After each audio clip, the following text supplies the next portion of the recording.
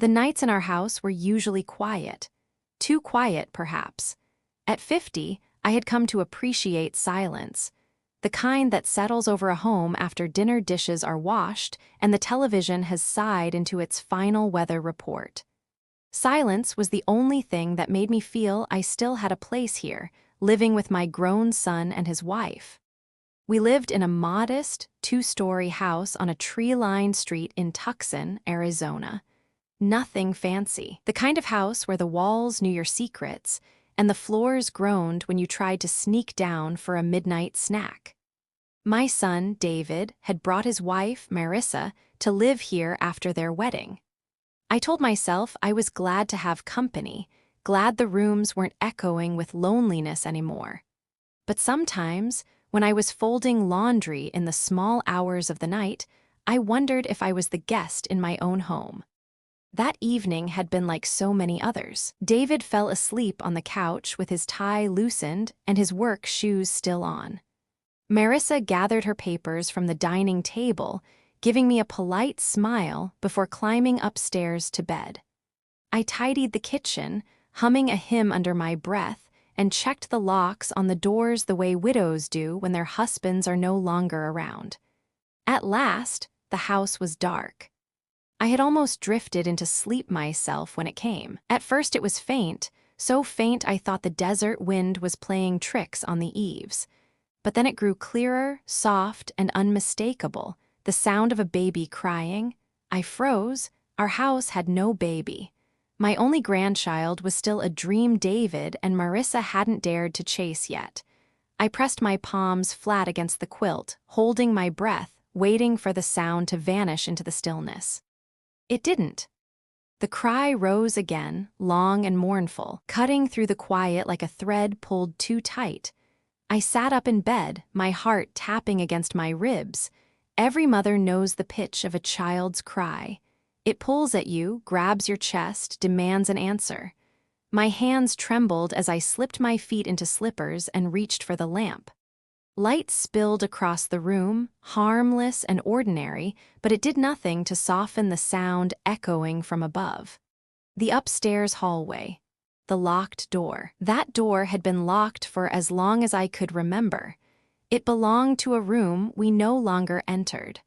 Once it had been a storage space, then a spare bedroom, and eventually a place we simply shut away. After my husband passed, no one had reason to open it. The key was gone, or so I believed. And yet tonight, from behind that very door, a child's cry was bleeding through. I whispered to myself, am I imagining this? Maybe it was a dream half remembered.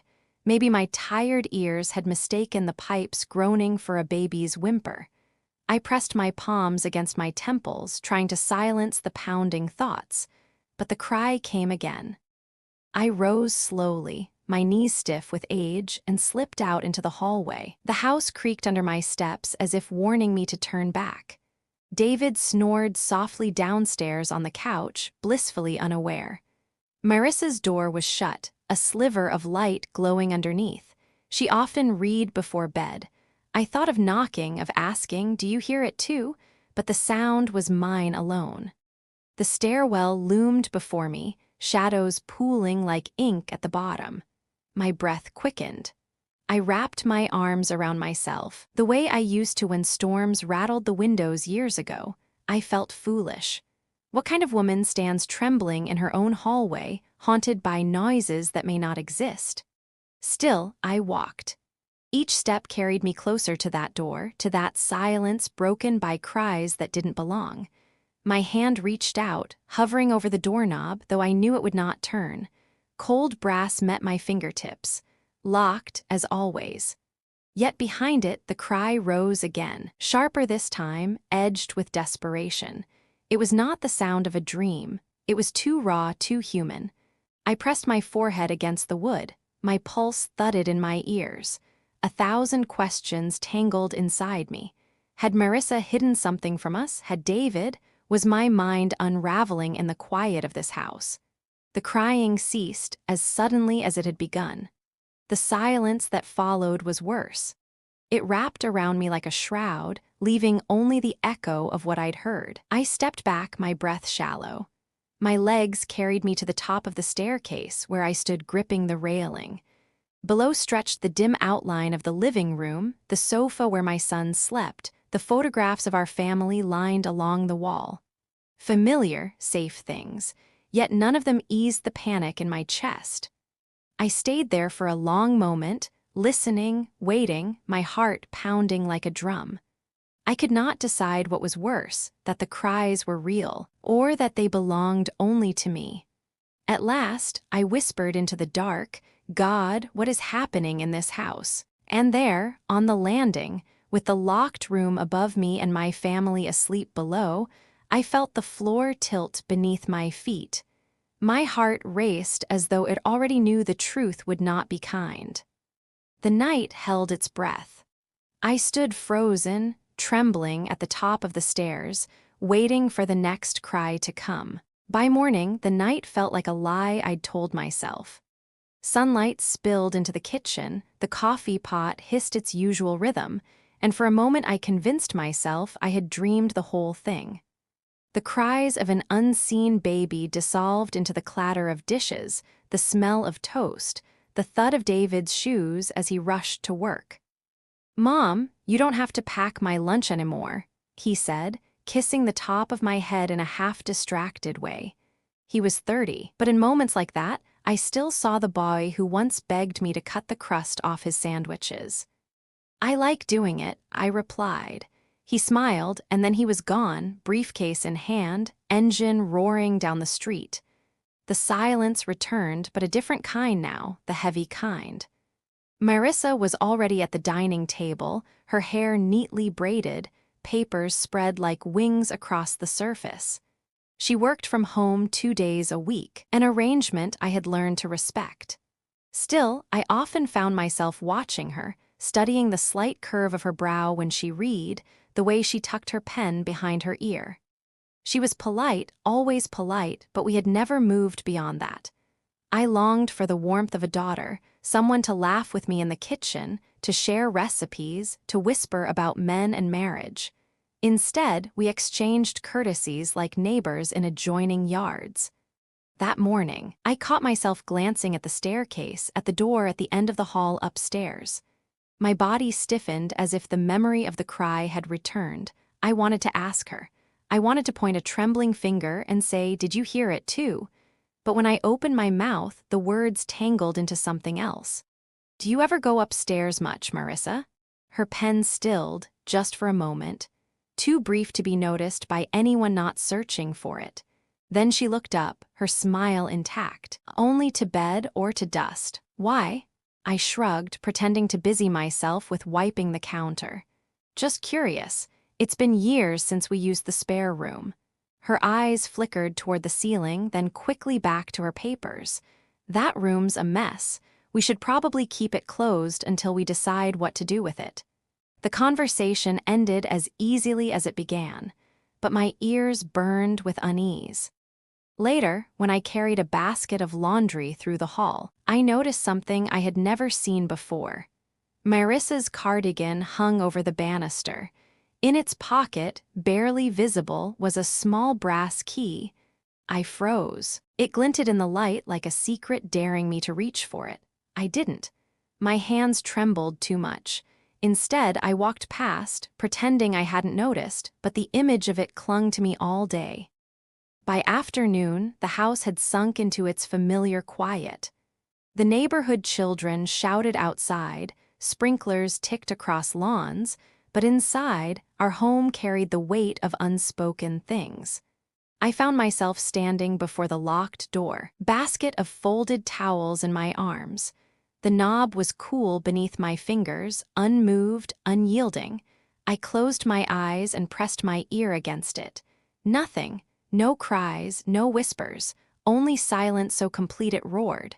Sometimes silence is worse than sound. That night, as I sat knitting by the living room window our neighbor Mrs. Harper waved on her evening walk. She leaned across the fence, her voice conspiratorial. "Thought I heard a baby last night. she said. Did your David and Marissa finally have some news to share? The yarn slipped from my fingers. My mouth went dry. No, I managed too quickly. You must have misheard. She chuckled. Maybe it was the Johnsons' TV. You know how those crime shows always have screaming children. With a wink, she carried on down the street, her dog tugging at the leash. I closed the curtain, my knees weak, so it wasn't just me. Later still, when I took out the trash, I saw it half buried under yesterday's scraps, the corner of a plastic baby bottle, its nipple chewed and worn. I lifted it, my breath catching, but dropped it quickly when I heard footsteps behind me. Marissa stood in the doorway, arms crossed, her silhouette lit by the warm glow of the kitchen. Her face was unreadable. "Long day?" she asked softly.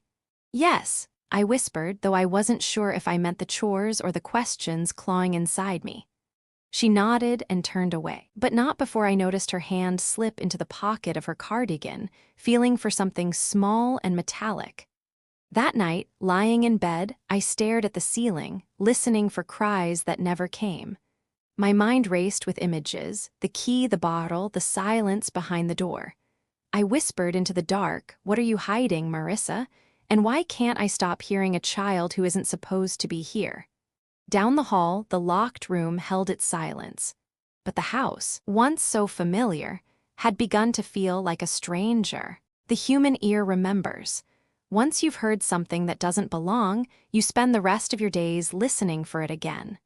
By the third night, I could swear I heard phantom cries in every creak of the walls, in every gust of desert wind against the window panes. Sleep became an old friend who stopped visiting.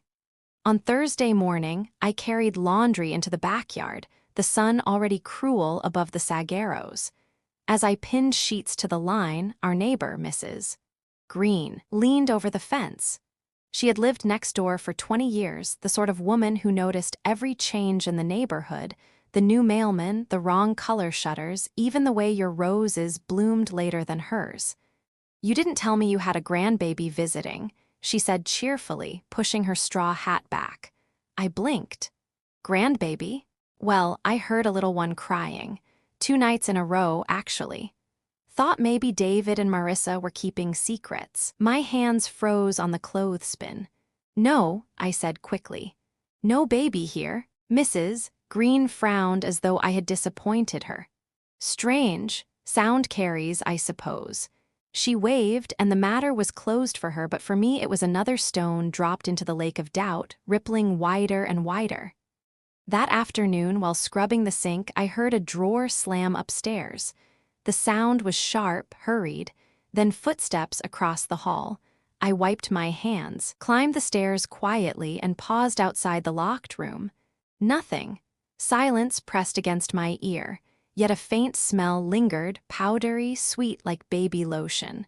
I tried the doorknob, though I already knew it was locked. My fingers tingled as I touched the cold brass. Somewhere deep inside, a voice whispered, "A mother's instinct is rarely wrong." I turned away before Marissa could catch me. She appeared moments later in the hallway, holding a laundry basket. "Need something?" she asked, her eyes steady, her tone too casual. I thought I heard. I stopped myself. "Nothing, just checking the window drafts." She smiled thinly. "This house makes plenty of strange noises." Then she walked past me, her perfume, floral, heavy, masking that powdery scent I couldn't shake. That night, unable to sleep, I padded into the kitchen for a glass of water. The moonlight spilled across the tiles, silver and lonely. As I turned toward the stairs, I heard it again. A cry, not loud this time, not desperate. A whimper, fragile and brief like a sigh, my breath caught. I held onto the banister with both hands. It was unmistakable. I climbed halfway before the sound stopped. The house stilled, returning to its practiced silence. But in the garbage bin beside the sink, something pale stuck out from beneath the paper towels. I reached for it, half afraid, half certain, a small plastic cap, the kind that belongs to a baby bottle. I set it on the counter, staring at it under the cold moonlight. Evidence. A breadcrumb. My pulse hammered against my throat. The next morning, I hid it in my apron pocket before anyone came down for breakfast. David rushed out the door, late for work. Marissa lingered, pouring herself coffee. Her hands trembled slightly as she reached for the sugar. I wanted to lay the cap on the table between us to watch her eyes, to hear her explanation. Instead, I kept it hidden, the weight of it burning against my thigh. "Are you all right?" I asked finally. She looked up sharply, then forced a laugh. "Course, just didn't sleep well." Neither did I. That afternoon, Matthew, the neighbor's grandson, wandered into our yard chasing a ball. He was 5, all energy and questions. As I handed the ball back, he said, "I heard a baby crying in your house. Do you have one?" "Children don't invent what they hear, they repeat it," my smile faltered. "No, sweetheart, no baby here," but the words tasted like lies. By evening, the house seemed charged with something unsaid. Marissa cooked dinner with a briskness that bordered on impatience. David chatted about work, oblivious, grateful for a hot meal. I pushed food around my plate, listening. Every scrape of a chair, every clink of silverware, every sigh, it all blurred into a background hum against the single truth I could not ignore. Somewhere above us, behind that door, was a secret too large to hide forever. After dinner, when the house had gone quiet again, I climbed the stairs once more. My slippers made no sound. I stood before the locked room, heart thundering. My fingers brushed the knob, locked, always locked. Then I noticed something I had missed before, faint scratches in the wood just below the doorknob, as if someone small had clawed at it, desperate to get out. I stumbled back, pressing my palm against my chest. In the silence that followed, the house seemed to hold its breath, and so did I. The scratches on the door stayed with me. I saw them when I closed my eyes, thin marks etched into the wood, pleading to be noticed. Each time I passed the hallway, I felt them tugging at me like a thread unraveling from a sweater. Life went on as it always had, at least for David. He hurried out each morning, kissed Marissa goodbye, and came home late, weary but grateful for her cooking. He never seemed to hear the things I heard. He never noticed the small oddities that grew louder to me each day. It was a Tuesday when I first saw the clothes. I had gone upstairs to fetch towels from the hall closet. As I bent down, I noticed the thin line of fabric hanging beneath the door to the locked room. A sliver of cotton, pale blue, soft like something meant for a child. My hand reached before my mind could stop it. I tugged gently. Out slipped a tiny shirt, no larger than something that would fit a newborn. I froze, the shirt trembling in my hands. It smelled faintly of detergent, freshly laundered.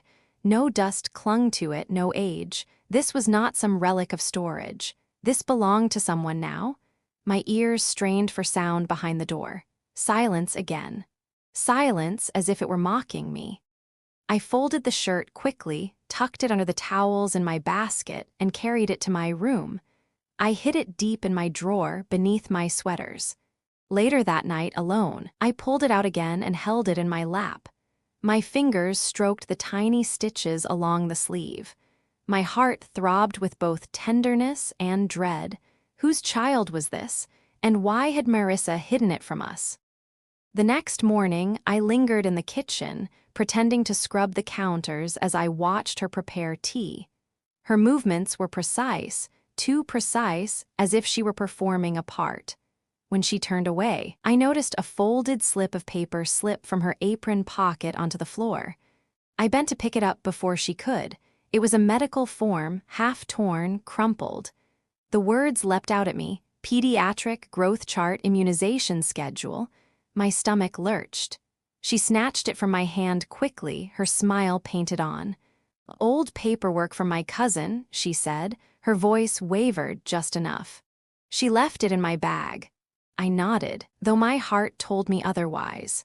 That evening, I decided I could no longer stay silent. I cornered her gently in the kitchen while David dozed in the living room. "Marissa," I began, my voice careful, "is there something you want to tell me?" Her hands tightened around the dish towel. "What do you mean?" That room upstairs, I hear things, I've seen things, please don't keep me in the dark. Her eyes filled with sudden tears. Why are you always watching me? She whispered, the towel twisting in her hands. You think I'm lying, you think I'm hiding something. Because you are, I wanted to say. Instead, I pressed my lips together, waiting, but she said nothing more. She turned away, shoulders trembling, and left the kitchen without another word. That night I lay awake, guilt gnawing at me. Had I pushed her too hard or not hard enough? The questions circled like vultures, feeding on my doubts. 2 nights later, another sign came. I rose for water and saw the faint glow of light under the locked door. I crept closer, breath held. Shadows moved against the crack, 2 shadows, one larger, one small. Then a soft sound drifted through, sweeter than the cries, more dangerous to my heart, a lullaby. It was the tune I used to hum to David when he was small, the same song my own mother sang to me on restless nights. Hearing it now from behind that door was like a ghost pressing its lips to my ear. I pressed my palm against the wood, my throat tight. Who are you singing to? I wanted to cry out. Whose child is in my house? The song faded, replaced by silence. Again, always silence. The next morning, I walked through the backyard, needing air. The sun glared down, but I barely noticed. At the clothes line beneath a sheet, I saw them, tiny socks pinned beside David's shirts. I touched them, soft as whispers, and my chest ached with a mix of awe and fear. Marissa called from the kitchen window. Do you need help with the laundry? Her voice was bright, but her eyes were shadowed. No, I answered, hiding the socks in my pocket. I've got it. Later, I sat at my dressing table, the socks and shirt laid out before me, the medical slip folded tight in my palm. 3 breadcrumbs now, lined up like accusations. The locked room, the cries, the lullaby, they weren't figments. They were fragments of a truth waiting to shatter everything. And yet, I hesitated, because sometimes the truth, once spoken, can't be put back. It reshapes families. It breaks them. I stared at the tiny shirt until my vision blurred. Then I whispered to the quiet room, Lord, give me strength. I don't know if I want to open this door or keep it shut forever. The house remained silent, but I felt the weight of its secrets pressing heavier with every passing day. By then, the weight of silence had become unbearable. The hidden shirt, the socks, the lullaby drifting through a locked door, each piece pressed on me until I felt I might crack open myself. Mothers can live with doubt about many things, but not when a child is involved. A cry is a summons, even if it doesn't belong to your own blood. I decided that night, after another restless hour staring at the ceiling, that I would no longer circle around the truth. I would ask directly. The opportunity came at dinner. David was late, as usual, and Marissa and I sat together at the table while the roast cooled. She busied herself with slicing bread, avoiding my eyes. The silence between us stretched thin. Finally, I set down my fork and folded my hands. Marissa, I said softly, we need to talk about the room upstairs. Her knife paused mid-slice. A tremor passed through her shoulders before she set it down. She looked at me then, her face carefully arranged as if every muscle had been coached. There's nothing to talk about, she replied. It's just a storage room. I leaned forward. No, it's not. I've heard things, a baby crying, a lullaby, and I found evidence. Her eyes widened, then narrowed. Evidence? I hesitated. I hadn't meant to reveal how much I knew. Small things, I admitted. Clothes, a bottle, papers. Her breath caught. For the first time, her polished calm cracked, and I saw fear glint in her eyes. But almost immediately, anger rushed in to cover it. You've been going through my things, she snapped, her voice low, sharp as broken glass. Do you realize how invasive that is? This is our home, mine and David's. You can't treat me like a criminal. My heart ached at her words, but I forced myself to stay steady. I don't want to treat you like anything. I want the truth if there's a child. There is no child. She cut in, rising from her chair. You're imagining things, you're lonely, and your mind is playing tricks on you. Her words landed like blows. I opened my mouth, but just then the front door swung open. David stepped in, his tie loose, his face weary. He stopped at the sight of us standing opposite each other like adversaries in a courtroom. "What's going on?" he asked. I turned to him, desperate. "David, please, tell me you've heard it too, the cries, from upstairs." His brow furrowed, confusion shading into embarrassment. "Mom, what are you talking about?" Marissa folded her arms, her face now the very picture of a wounded wife. "She's accusing me of hiding a baby in the locked room." David's eyes widened. "What?" He looked from her to me, then back again, searching for a foothold. I reached for his hand. "David, listen to me. I've found proof, clothes, bottles." But he pulled his hand away, his voice tight with frustration. "Mom, this has to stop. You've been under so much stress, and I know you miss Dad. But this is too much." "Too much?" I repeated, stunned. He rubbed his forehead. "There is no baby. If Marissa says the room is storage, then it's storage. You can't keep accusing her of things. It's not fair." Marissa lowered her gaze, playing her part perfectly. "I don't know how to make her trust me," she murmured, her voice breaking just enough. The sight of her tears turned David's resolve to steel. He placed a protective arm around her shoulders, glaring at me as though I were the intruder. "I won't have you harassing my wife," he said firmly. "This is her home too." My mouth went dry. I wanted to shout, to drag him upstairs and press his ear to that door, to force him to hear what I had heard. But my voice withered. I saw my son, the boy I raised, the man who once believed I knew everything, looking at me now as though I had lost my mind. So I said nothing. The rest of dinner passed in brittle silence. David tried to make small talk about work, his voice strained, while Marissa dabbed at her eyes with a napkin. I pushed food around my plate, unable to swallow. Later, when they retreated upstairs, I lingered in the dark kitchen. My reflection stared back at me from the window, an aging woman with tired eyes, her authority eroded in her own home. I pressed my palms against the counter, whispering to the empty room, "I know what I heard. I know what I saw." But the house answered only with silence. I climbed the stairs slowly. The locked door waited at the end of the hall, unmoved, unyielding. I stood there for a moment, listening. Nothing. No cry, no lullaby. Only the weight of rejection pressing down on me. For the first time, I wondered if I could bear it alone. The house grew colder after that night. Not in temperature. The desert summer kept its grip, but in spirit.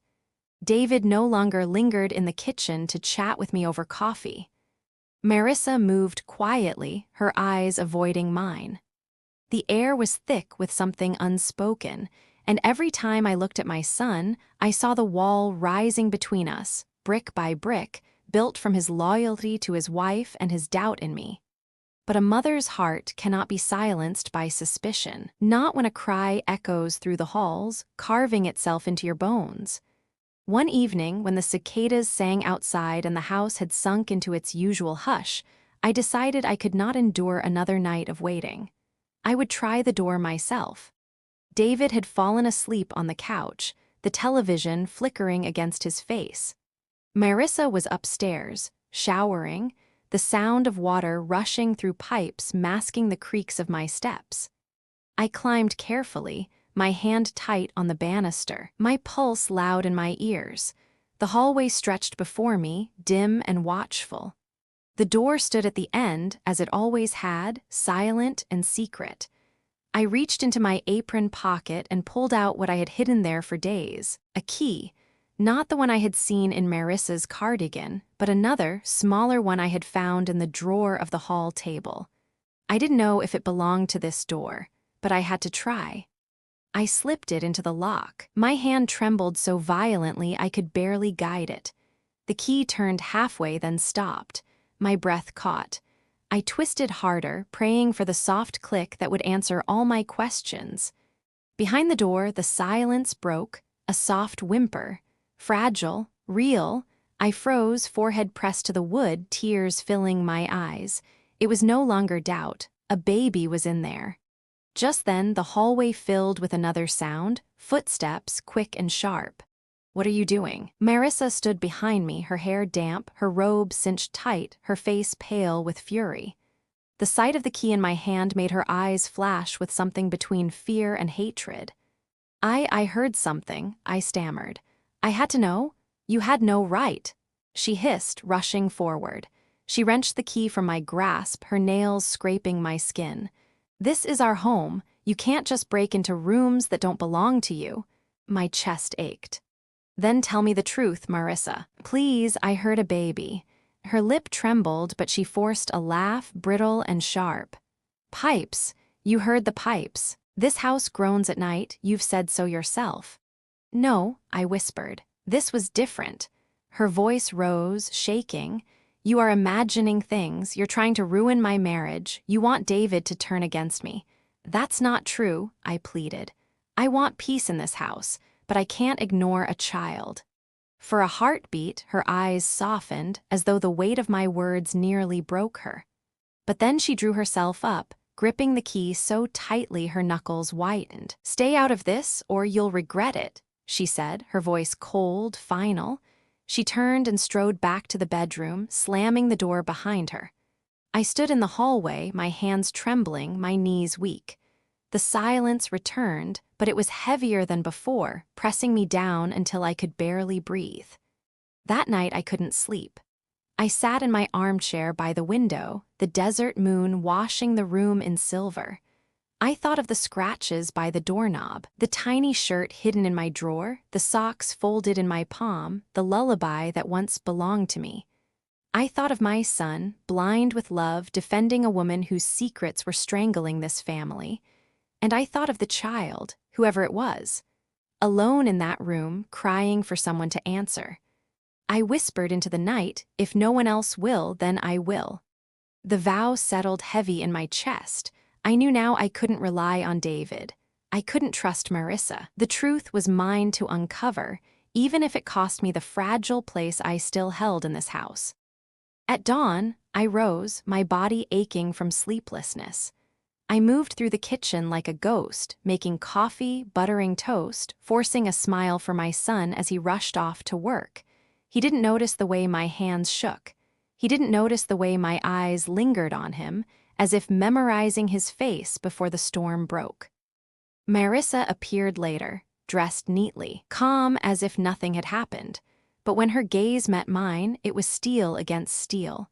We spoke little, both of us circling around a truth too large for words. The house held its silence. The door upstairs remained locked, but inside me, something had shifted. I was no longer just a mother doubting her daughter-in-law. I was a woman standing at the edge of a secret that demanded to be seen, a secret that cried in the night until someone answered. And I would answer, no matter what it cost. The breaking point came on a Saturday evening. David had been called into the office for overtime, and Marissa announced she would run errands at the market. I watched her leave, the wicker basket swinging at her side, her steps brisk. She didn't glance back. As soon as the gate clicked shut, my body moved before my mind caught up. My feet carried me upstairs, my heart pounding like a drum. The key I had once found no longer worked. Marissa had made sure of that, but a mother's resolve can splinter more than wood. I fetched a small hammer from the kitchen drawer, wrapped it in an old towel, and climbed the staircase again. My hands trembled as I raised it, striking the knob once, then again. The sound echoed through the empty house, each blow a confession of my desperation. On the third strike, the lock gave way with a hollow snap. The door creaked open. And there, in the dusky light, I saw what had haunted me for weeks. A crib stood in the center of the room, its sides worn, a quilt draped neatly over the rail. Inside, a baby, tiny, fragile, blinked up at me with wide eyes. A soft whimper escaped its lips, followed by the same cry that had clawed through the nights. My knees gave way.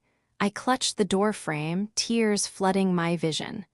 "Oh, dear God," I whispered. "You're real." The child reached a hand toward me, fist opening and closing. My heart broke open with a love I hadn't expected. It didn't matter whose child this was or why it had been hidden. No child should live behind a locked door. I stepped inside, my steps unsteady. The air smelled faintly of powder and milk, sweet but heavy. Beside the crib, a rocking chair swayed slightly, as if someone had just left it. On the floor lay toys, small rattles, a stuffed bear missing an eye. These weren't relics of storage. They were the signs of a life carefully concealed. I bent over the crib. The baby gazed up at me, its cheeks flushed, its breath soft and rhythmic. My hand hovered, then rested gently on its tiny belly. Warmth radiated against my palm. I felt the truth in my bones. This child had been here all along, crying for someone to come. Behind me, the floor creaked. I spun around. Marissa stood in the doorway, her basket still in hand, her face drained of color. For a moment, time stopped. We stared at each other, the crib between us, the truth laid bare. Her lips parted, but no words came. Her eyes darted to the hammer still clutched in my hand, then to the baby, then back to me. Finally, her voice cracked, low and broken. "You weren't supposed to see this." I swallowed hard, my throat dry. "Why, Marissa? Why hide a child? Whose baby is this?" Her chest heaved, her hands shaking as she set the basket on the floor. She stepped closer, her eyes shimmering with tears she tried to hold back. "It's mine," she whispered. "Mine." The word crashed through the room, shattering the air. I felt my breath leave me. "Yours?" She nodded, her face contorted with a mix of shame and defiance. "Before David, before all of this, I had a baby. I never told him. I thought I could start over. But when the baby came back to me, when circumstances changed, I didn't know what else to do. I couldn't lose David. I couldn't lose this life." I looked back at the crib, my chest burning. "So you locked the child away, hid her in this room, as if she were a secret to be ashamed of?" Her tears spilled now, streaking down her cheeks. "I cared for her, I fed her, I sang to her, but I couldn't tell him. He would leave me, he would hate me."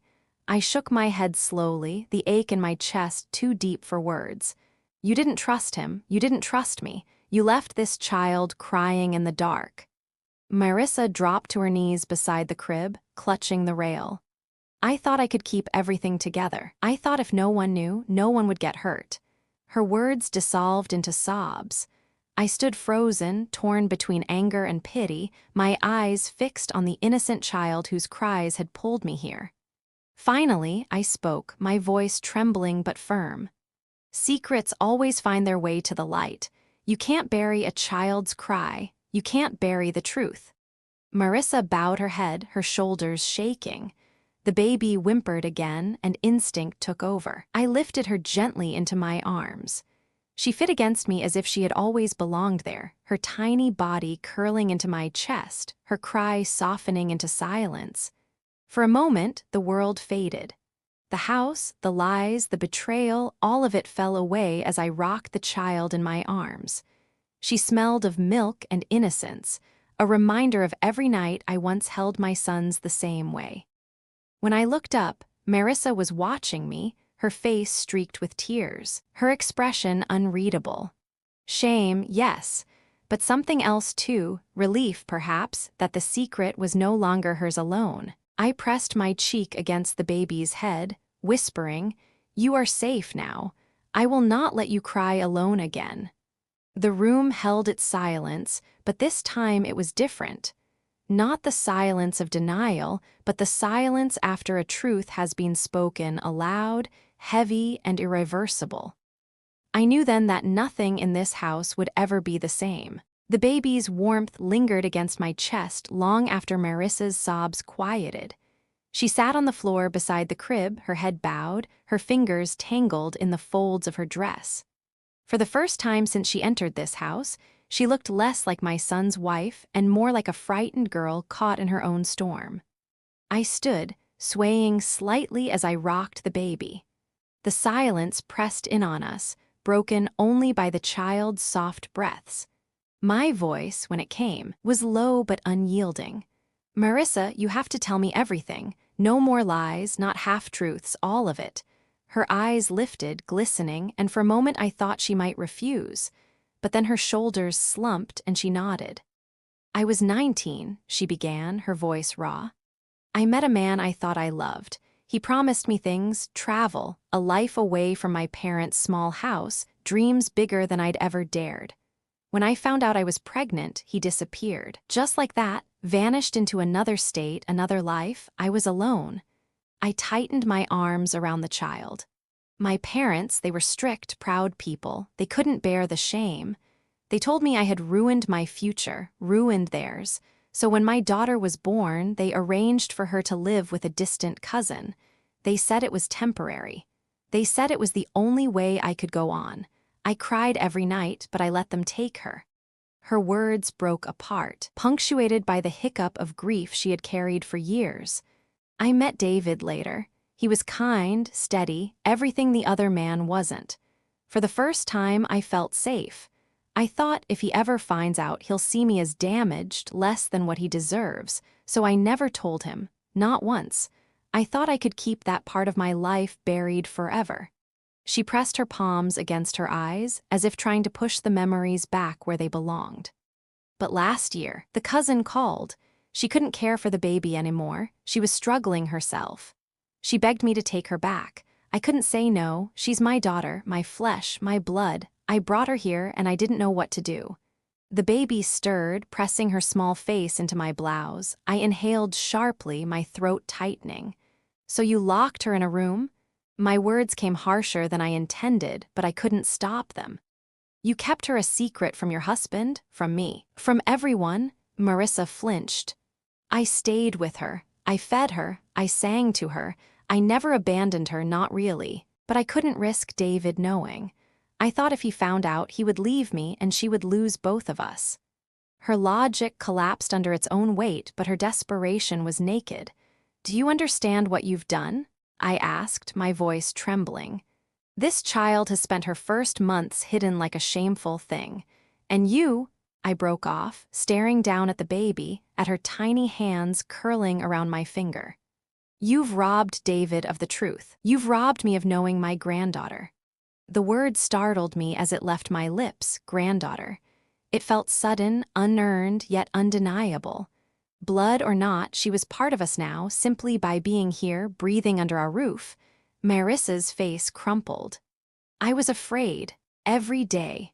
Every time you looked at me, every time David asked a question, I thought the truth would spill out. I tried to hold it together. I thought I could keep both worlds, the one with him and the one with her." Tears blurred my vision. I rocked the child gently, whispering to her, though my words were meant for Marissa. "You can't keep both by hiding one. Secrets rot, they seep into the walls, they break families." Marissa crawled forward, clutching at the crib rail, her voice desperate. "Please, don't tell him yet. Please, give me time. Let me figure out how. I just need time."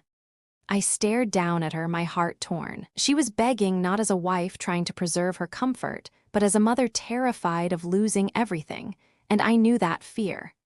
I had tasted it myself the night I first heard the cries, the fear that something precious was in danger. But still, my voice came steady. "Time is no longer yours to ask for. The truth is here. It's crying in my arms, and whether you like it or not, David will know." She shook her head violently, sobs racking her frame. "He'll hate me. He'll hate us both." I pressed my lips to the baby's forehead, breathing in the sweet, milky scent. "No," I whispered. "He may be angry, he may feel betrayed, but he will not hate his own child. And if he does, then he is not the son I raised." Marissa's sobs quieted into hiccups. She lowered her head into her hands, broken open, emptied. For a long while, we stayed like that, me standing, rocking the baby, her collapsed on the floor. The air hung thick. The truth finally spoken, but not yet faced. At last, I placed the child back into the crib, pulling the quilt over her tiny legs. I turned toward Marissa. "Tomorrow," I said quietly, "we tell him, together, no more secrets." Her eyes widened with dread. She shook her head once, twice. But she saw the resolve in mine, and she knew. The house had held its silence long enough. The morning sun rose too brightly for a house carrying so much darkness. I brewed coffee as I always did, but my hands trembled with each scoop. The aroma filled the kitchen, warm and familiar, yet the air carried the heaviness of what had to come. David descended the stairs, adjusting his tie, humming absently. He kissed my cheek, poured himself a mug, and began rattling on about deadlines, about a new project at the office. I watched him carefully, memorizing the way his brow furrowed as he read the news on his phone, the way he reached for sugar without looking. Soon that face would change. Soon the world he thought he lived in would crumble. Marissa came down moments later, paler than usual, her eyes swollen from a night of tears. She set a plate of toast on the table, her hands stiff as though each movement required rehearsed control. Our eyes met briefly. No words passed between us, but I felt the weight of our silent pact. Today, after breakfast, I asked David to sit. He looked surprised, his fork halfway to his mouth. "Sit, what's this about, Mom?" I glanced at Marissa. She lowered her gaze, gripping her napkin until it tore. My heart pounded. For weeks I had carried the burden of cries in the night, of secrets hiding behind doors. Now the truth pressed against me, demanding to be born. "There is something you need to know," I said softly. David frowned. "You're scaring me." He looked at his wife. "What's going on?" Marissa's lips parted, but no sound came. Her shoulders shook, tears already threatening. I stepped in. "David," I said, forcing my voice steady, "there is a child upstairs, a baby." His eyes widened in confusion, then disbelief. "A what?" "A baby," I repeated. "Real, breathing, crying, living in that locked room you've ignored." The fork clattered from his hand. He turned to Marissa, his voice sharp. "Tell me she's lying." Marissa burst into sobs. She shook her head, words spilling through tears. "I didn't know how to tell you. I was afraid you'd hate me." David rose from his chair so quickly it toppled. His face blanched, then flushed with rage. "Afraid of what? That you've been hiding a child from me? In our house, under our roof?" He turned to me, his voice breaking. "Mom, how long have you known?" I swallowed hard. I suspected for weeks. I heard her cries. I saw the signs. I begged Marissa to tell me, but she— "You both knew," he exploded. "And you said nothing." "David," I said, my voice trembling, "I only discovered the truth last night. I opened the door, I saw her, she's real. My throat closed around the word. "She's Marissa's daughter." The room went still. The only sound was Marissa's sobbing, harsh and desperate. David stared at her, his voice hoarse. "Your daughter with who?" Marissa collapsed into her chair, covering her face. Before us. I was young. I made mistakes. I thought it was over. I thought she was gone forever, but then she came back to me. I couldn't lose you, David. I couldn't lose her either, so I kept her here. I hid her. I thought." She broke down into sobs again. David's face hardened. He looked as though the ground had given way beneath him. "You lied to me every single day." "I was protecting you," she cried. "No," he snapped. "You were protecting yourself from shame, from honesty. You don't protect someone by lying to them." He turned away, pressing his fists against his temples. His body shook with fury, with betrayal. I reached for his arm. "David, please, remember the child in this. She is innocent. She deserves love, not anger." He looked at me then, his eyes glistening with tears he fought to contain. "How could you ask me to love a child I never knew existed? How could you ask me to look at my wife the same way?" I held his gaze, my own tears falling freely. "Because she is here. Because she is flesh and blood. And because love is not a choice you make when it's easy, it's the only choice when it's hardest." His chest heaved as he turned back to Marissa. "Why didn't you trust me? Why didn't you believe I would stand by you if you told me the truth?" Marissa raised her head, her face streaked with tears. "Because I didn't believe in myself." The words hung between them like shards of glass. For a long moment, none of us moved. The baby's faint cry floated down from upstairs, soft, piercing, demanding to be heard. David's fists unclenched. His eyes lifted toward the ceiling where the sound drifted. His voice cracked. "That's her?" "Yes," Marissa whispered. He staggered back into his chair, burying his face in his hands.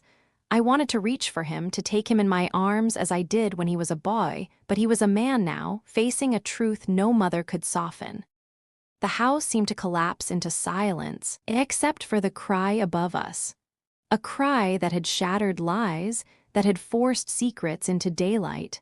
Finally, David lifted his head. His eyes were red, but his voice was steady. "I need to see her." Marissa's sobs turned into a gasp. She reached for him, but he pulled away. Without another word, he climbed the stairs. I followed at a distance, my heart pounding. Behind us, Marissa dragged herself from her chair, her footsteps heavy as she trailed. At the top of the stairs, the door stood ajar, no longer hiding anything. The baby's cries grew clearer, pulling us into the room, into the center of the storm we could no longer deny. The room was smaller than I remembered. Perhaps it was always this size, or perhaps truth has a way of shrinking walls around you. David stood at the crib, frozen, his eyes fixed on the tiny child who had undone our world with her cry. He reached a trembling hand toward her, then pulled it back. His breath came ragged, as though each inhale was a question he could not yet answer. "She has your eyes," I whispered, breaking the silence. The baby blinked, her small fists curling in the air. For a moment, David's face softened, but then the storm inside him returned. He turned on Marissa. "You should have told me," he said, his voice hoarse. "From the beginning, you robbed me of knowing her, of being part of her life. You robbed her of having a father." Marissa's shoulders collapsed beneath the weight of his words. "I was scared," she cried. "I didn't believe you'd want me if you knew. I didn't believe I deserved you." David closed his eyes, pressing his palms against the crib rail. "Marriage is built on truth, and you gave me none." I stepped forward, laying a hand on his arm. "Son, listen to me. She made a terrible mistake, yes, but that child did not. You have a choice now. You can let this destroy you, or you can be the man who rises above it for her." His jaw clenched, tears streaking his face. "I don't know if I can forgive her." "Forgiveness," I said gently, "is not something you do because the other person deserves it. It's something you do so your heart can keep beating without bitterness, so your child can grow in love, not in the shadow of hate." He looked down at the baby again. She gurgled softly, reaching toward him, innocent and unaware. The smallest hand offering the largest redemption. David's fingers hovered, then finally wrapped around hers. His body shook with a sob that broke free at last. "She's so small," he whispered. Marissa stepped closer, her own tears flowing. "Her name is Lily," she said quietly, as though revealing it for the first time gave it permission to exist. "Lily," David repeated, the word trembling on his lips. He lifted her gently from the crib, awkward in his movements, but tender. The child settled against his chest, her cries quieting, her tiny body melting into his. In that moment, the storm began to ease. Not vanish, no. The wounds would take time to heal. But ease, enough for us to breathe again. We sat together, the three of us, in the room that had been built of secrets and now cracked open with truth. The silence was different now. Not the suffocating kind, but the fragile pause that comes after a confession, when the world feels raw but honest. I thought of the nights I had stood in the hallway, trembling, doubting my sanity. I thought of the scratches on the door, the bottle in the trash, the lullaby leaking through the cracks. All of it had led here to this room, to this child who would never again be hidden. David rocked his daughter slowly, his eyes wet but full of something I recognized, a father's love, terrified but undeniable. Marissa reached for his arm, her voice breaking. "I will spend the rest of my life making this right, if you'll let me." He didn't answer, not yet, but he didn't push her away. That, for now, was enough. I stepped back, watching them. My heart was bruised, weary, but also full. Families don't survive because they are perfect. They survive because when the truth finally comes, someone chooses to stay. And that was my choice too, to stay, to fight for love, not silence. To answer the cry in the night, no matter how frightening the truth behind it. As I closed the door softly behind us, I whispered a prayer for Lily, that her life would be marked not by secrecy, but by the kind of love that heals. And now, dear friends, thank you for walking this journey with me. Thank you for giving your time to listen to a story that is not only about secrets, but about courage, forgiveness, and the unbreakable instinct of a mother. May your own homes be filled with peace, not silence. May your children, whether near or far, always know they are loved. And may you tonight rest without unanswered cries in the dark. From my heart to yours, I wish you health and I wish you happiness. May your families be strong and your days filled with grace.